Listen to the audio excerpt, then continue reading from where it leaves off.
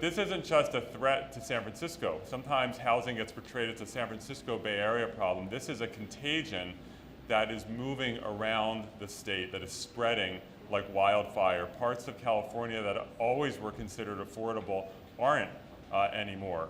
And it's not just about the coast. It's about big swaths of this state where people cannot afford to live. It is a major threat to our environment.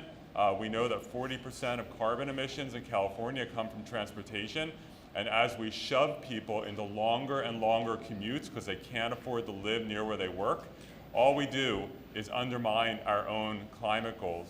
It is a threat to our economy. We're in a bit of a frothy economy right now, but once that stops, and it always does, we're going to see that employers are choosing not to come to California or not to expand here because they don't have confidence that their workers are going to be able to find a place to live.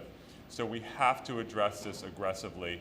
And like we did with transportation and SB1, like we did with cap and trade, the legislature and the governor are going to show that unlike Congress and this president, we can actually act and take steps to address the problems of our time. When I introduced SB35, our housing streamlining bill in December, I'll be honest, I wasn't sure exactly what was going to happen. Because for many years in California, we have operated as if every city were its own independent fiefdom in a vacuum when it comes to housing.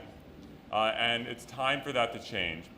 Local control is important, but it's up to the state to set the basic guidelines and parameters so that local communities can no longer just opt out. Too many communities in California are saying, we don't want housing here, we don't want market rate housing, we don't want low income housing, we don't want more people here.